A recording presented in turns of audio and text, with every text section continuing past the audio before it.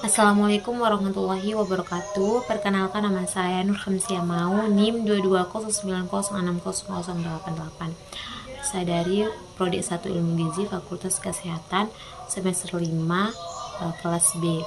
Di sini saya akan memaparkan PPT saya dengan judul skripsi hubungan pengetahuan gizi ibu dan kepatuhan dalam menjalankan PMT pemulihan dengan asupan makan balita wasting di wilayah Puskesmas Tanjung Karang. Latar belakang, balita merupakan kelompok yang paling rentan mengalami masalah gizi, terutama masalah kekurangan gizi seperti kurus, pendek, dan gizi kurang. Gizi yang tercukupi sangat penting pada 2 atau 5 pertama kehidupan untuk memastikan anak tumbuh dengan sehat. Organ terbentuk dengan fungsi yang tepat, terbentuknya sistem kekebalan yang kuat, dan berkembangnya sistem neurologis dan kognitif. Berdasarkan data Survei Status Gizi Indonesia SSGI tahun 2022, secara nasional angka kejadian wasting di Indonesia sebesar 7,7% dan Provinsi Nusa Tenggara Barat menduduki urutan ke-12 angka kejadian wasting yaitu sebesar 8,7%. Program PMT ditetapkan untuk membantu memenuhi kecukupan gizi pada balita, khususnya balita kurus (BB per TB kurang dari -2 SD) berupa biskuit PMTP balita yang termasuk dalam jenis PMTP pabrikan. Rumusan masalah penelitian ini bertujuan untuk mengeksplorasi hubungan antara pengetahuan gizi ibu dan kepatuhan dalam program makanan tambahan PMT. Pemilihan terhadap asupan makanan balita yang mengalami wasting di wilayah kerja Puskesmas Tanjung Karang, Kota Mataram. Wasting merupakan kondisi malnutrisi yang serius dan dapat mempengaruhi pertumbuhan serta perkembangan anak. Pengetahuan gizi ibu berperan penting dalam menentukan pola makan yang sehat dan bergizi yang sangat diperlukan untuk mendukung pemilihan balita. Oleh karena itu, penting untuk mengetahui sejauh mana pengetahuan gizi ibu berkontribusi terhadap kepatuhan mereka dalam mengikuti program pemilihan yang ditetapkan. Pertanyaan penelitian dan tujuan penelitian. Pertanyaan, bagaimana tingkat pengetahuan gizi ibu yang memiliki balita mengalami wasting di wilayah kerja Puskesmas Tanjung Karang? Tujuan umum untuk mengetahui kebutuhan gizi ibu dan kepatuhan dalam menjalankan PMTP dengan asupan makan pada balita wasting di Puskesmas Tanjung Karang.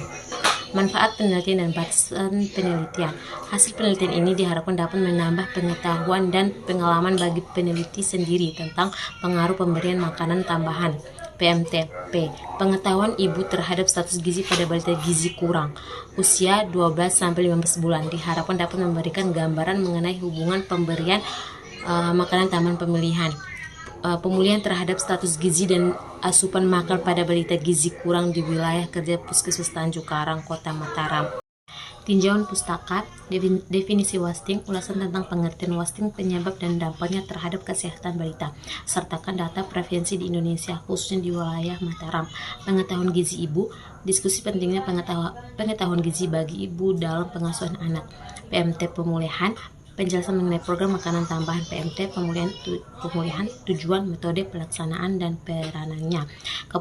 Kepatuhan dalam PMT, ulasan tentang faktor-faktor yang mempengaruhi pengetahuan ibu, hubungan antara variabel dan kesimpulan dan dari tinjauannya. Kerangka teori, konsep dasar, pengetahuan gizi, definisi dan pengetahuan gizi, kepatuhan, wasting. Teori relevan, teori perilaku kesehatan, model pengetahuan sikap perilaku KAP, hubungan antara variabel, faktor-faktor yang mempengaruhi implikasi penelitian. Kerangka konsep dan hipotesis, terdapat status gizi dibagi menjadi 3, pengetahuan gizi ibu, kepatuhan pemberian PMT, asupan makanan.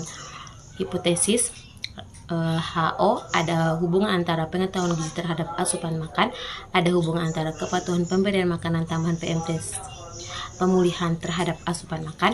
HI, tidak ada hubungan antara pengetahuan gizi terhadap asupan makan, tidak ada hubungan antara kepatuhan pemberian makanan terhadap PMT asupan makan.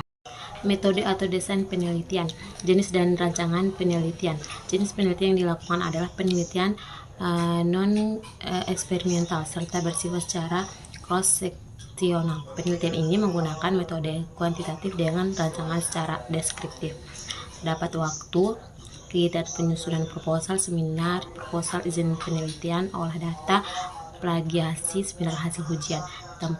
Tempatnya itu penelitian ini dilakukan di wilayah kerja Puskesmas Tanjung Karang, Kota Mataram, Nusa Tenggara Barat. populasi sampel, teknik sampel, dan kriteria inklusi dan eksklusi.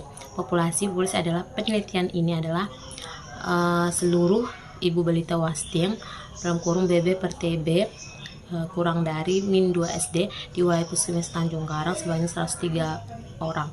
Sampel dalam penelitian adalah balita gizi kurang BB per TB kurang dari 2 SD yang mendapatkan PMT di wilayah kerja Puskesmas Tanjung Karang.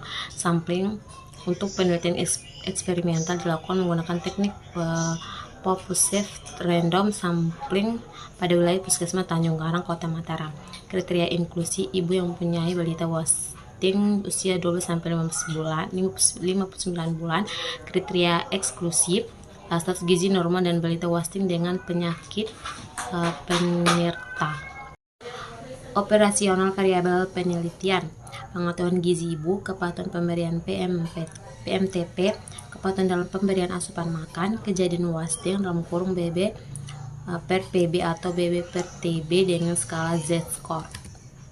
Pengumpulan data dan instrumen yang digunakan: pengumpulan data tahap persiapan penelitian menunjukkan surat permohonan izin penelitian di Fakultas Kesehatan Universitas Nahdlatul Ulama Nusa Tenggara Barat. Penelitian mengajukan surat permohonan izin penelitian di Kesehatan Bangsa Politik Kota Mataram. Tahap uji coba.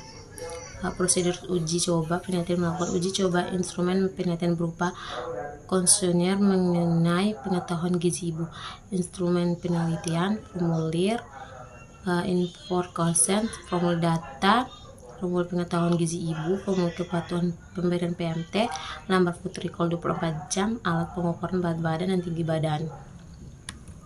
Teknik analisis data. Pengolahan data merupakan proses penyimpanan data dan menangani data. Analisis data. Analisis universitas adalah untuk menggambarkan masing-masing variabel yang diteliti dengan menggunakan distribusi frekuensi dan presentasi masing-masing kelompok. Analisis bivariat yaitu analisis yang digunakan untuk menghubungkan dua variabel bebas dan terikat. Sekian, wassalamualaikum warahmatullahi wabarakatuh.